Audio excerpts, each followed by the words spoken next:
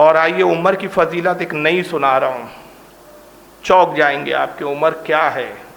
عمر کو سمجھنے کے لیے ایک عمر چاہیے، پھر بھی عمر سمجھ میں نہیں آئے گا بھائی۔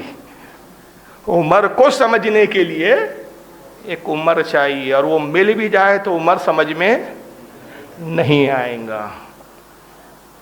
جنگ بدر واقع ہوئی اور اللہ تعالیٰ نے عظیم فتح دی، قید ہو کر آئے، رشتہ دار بھی تھے اس میں، رسول کے رشتہ دار تھے، صحابہ کے رشتہ دار تھے، عمر کے بھی رشتہ دار تھے، علی کے بھی رشتہ دار تھے۔ حضور کے چچا عباس قیدی ہو کر آئے، مشرکین کی طرف سے لڑنے آئے تھے اس وقت، قید ہو گئے، گرفتار ہو گئے، گرفتار کیا گیا۔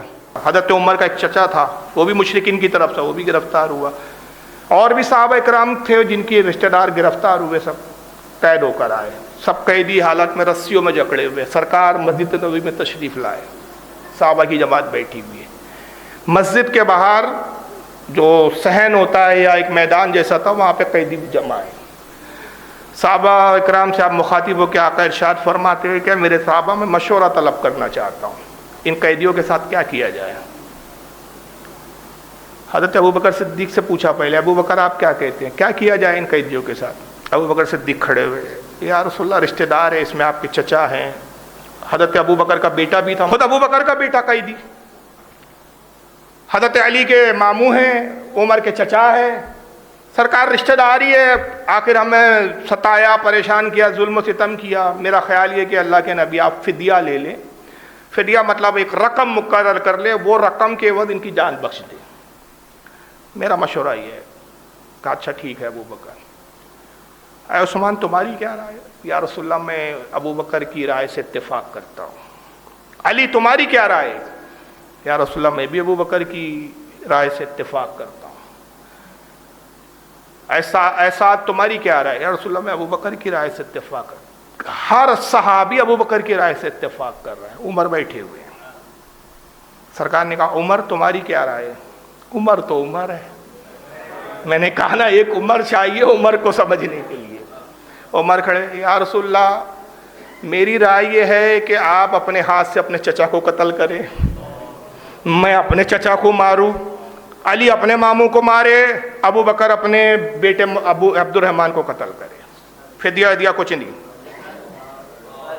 یہ بھی کیا ہے، فدیہ لے کے چھوڑ دیا جائے ان ظالموں کو، ان گستاخوں کو، انہوں نے کم ظلم و ستم کیے مکہ میں ہم لوگوں پر، ہمارا جینا حرام کر دیا، ہمیں ہجرت پہ مجبور کیا، ہمارے آبائی وطن کو چھوڑنے پہ ہمیں مجبور کیا۔ اے اللہ کے نبی سب سے پہل میں کرتا ہوں کہ میں اپنے چچا کو قتل کروں گا، اس کے بعد آپ اپنے چچا کو قتل کرے، علی اپنے ماموں کو قتل کرے، ابو بکر اپنے بیٹے کو قتل کرے۔ سرکار نے دیکھا تیور بڑے تیز ہے، ایک جملہ فرمایا، روایت کے الفاظ نے کہا کہ ابو بکر کی مثال حضرت ابراہیم کی طرح ہے، ابراہیم بڑے نرم مزاج تھے، اور اے عمر تیری مثال موسیٰ علیہ السلام کی طرح ہے۔ اب میجارٹی تو کدھر تھی؟ ابو بکر کی طرف، سارے صحابہ ابو بکر کی طرف، صرف ایک سے جنہوں نے حضرت عمر کی تائید کی، حضرت سعد بن عبادہ، اور نے کہا میں عمر کی تائید، ایک صحابی، بس دو صحابی سمجھ لو، حضرت عمر اور وہ سعد بن عبادہ ایک طرف، اب باقی سارے صحابہ ایک طرف۔ اب بہرحال حضرت عمر کا معاملہ ایسا تو نہیں تھا، ٹھیک ہے بھائی، جو سرکار کی مرضی، جو صحابہ کی اتفاق، جو میجارٹی، وہ قبول، رخصت ہو گئے، اجازت لی، گھر چلے گئے، صحابہ بھی چلے گئے۔ کچھ دیر کے بعد غلام دوڑتے ہوئے آتا ہے عمر کے بعد، عمر چلیے چلیے چلیے، مسجد میں کورام مچا ہوا ہے، سب رو رہے ہیں۔ کہا کیا ہوا، کیوں رو رہے ہیں؟ ہم تو فتح یاب ہوئے ہیں، ہمیں تو اللہ نے عظیم فتح دیے، خوشی کا موقع ہے، سارا مدینے میں خوشی کی لہر دوڑ رہی ہے، یہ کون سی خبر لے آیا کہ سب رو رہے؟ بولے ہاں میں نہیں جانتا مگر سب رو رہے ہیں، اللہ کے رسول بھی رو رہے ہیں، ابو بکر بھی رو رہے ہیں، علی بھی رو رہے ہیں، عثمان بھی رو رہے ہیں، سب رو رہے ہیں۔ حضرت عمر دوڑتے دوڑتے گئے تو سب رو رہے تھے، مجمع کو چیرتے ہوئے گئے اور رسول کی بارگاہ میں پہنچے، سرکار محراب کے پاس تشریف فرمائے، حضور کے قریب، اتنے قریب آئے کہ آپ کے گھٹنے اور رسول اللہ کے گھٹنے آپس میں مل گئے۔ وجہ تو معلوم نہیں تھی کہ سب کیوں رو رہے ہیں، مگر سب کو روتا دیکھا تو خود بھی رونا آ گیا، خود بھی رونے لگے، آنسو نکل آئے، اور روتے ہوئے کہتے یا رسول اللہ سب رو رہے ہیں، حضور کیا ہوا؟ آقا نے کہا کہ عمر بس تم جیسی ہی اٹھ کے گئے، اللہ تعالیٰ نے قرآن کی آیت نازل فرمائی۔ آیت کیا تھی؟ پارہ نمبر 10 سورہ انفال، آیت نمبر 68۔ آقا صلی اللہ علیہ وسلم نے وہ آیت پڑھی، پارہ 10 سورہ انفال آیت نمبر 68، لولا کتاب من اللہ سبق لمسکم فیما اخذتم عذاب عظیم۔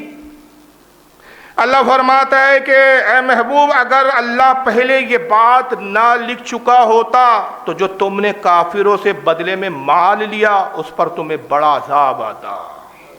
یہ انداز ہے اللہ کا، اپنے محبوب سے مخاطب ہو، ہمیں کوئی حق نہیں ہے کہ اس پہ ہم کوئی تبصرہ کرے۔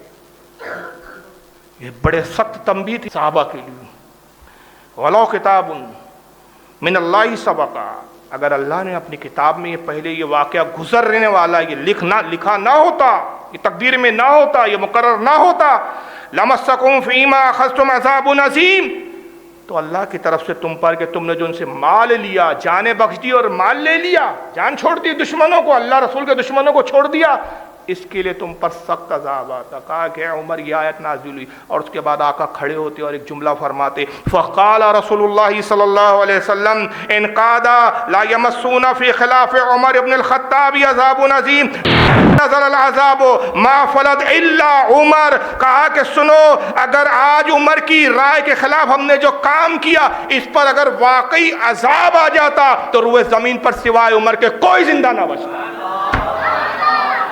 صرف عمر ہوتا۔ یہ ہے عمر کا مقام جناب۔ اگر آج عذاب آ جاتا واقعی، وہ تو اللہ نے درگزر کیا، رحم کیا ہم پر، معاف کر دیا اللہ نے ہماری لرزش کو۔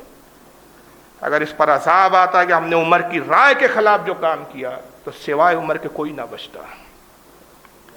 کتنوں نے لکھا بھائی صاحب؟ آئیے پہلے اس کو دیکھیں۔ اس نے امام ابو اللیث نصر بن محمد سمرقندی،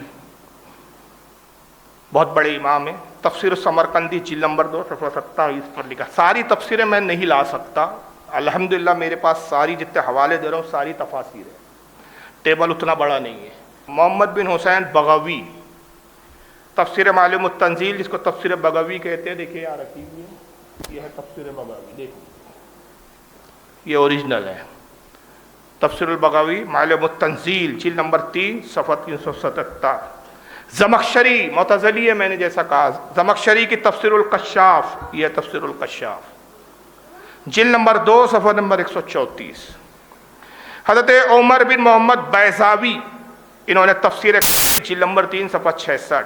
حضرت امام محمود احمد بن محمود نصفی، تفسیر مدارک، تفسیر نصفی بھی کہتے ہیں، تفسیر نصفی، المکتبۃ الاثریہ بیروت سے چھپا ہوا ہے۔ حضرت امام احمد بن محمود نصفی نے تفسیر مدارک جلد نمبر 1 صفحہ 657۔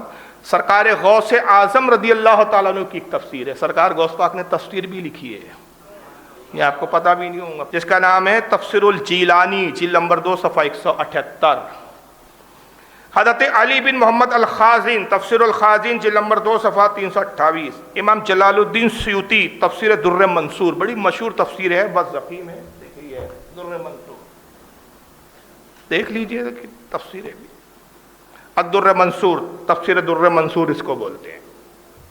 یہ امام جلال الدین سیوطی نے تفسیر در منصور جلد نمبر 3 صفحہ نمبر 203۔ قاضی ثناء اللہ پانی پتی، تفسیر المظہری جلد نمبر 4 صفحہ 111۔ حضرت امام اسماعیل حقی، تفسیر روح البیان جلد نمبر 3 صفحہ 392۔ شہاب الدین السید محمود آلوسی، تفسیر روح المعانی جلد نمبر 5 صفحہ 231۔ 11 میں نے تفسیروں کے کل حوالے دیے، حوالے اور بھی زیادہ ہے۔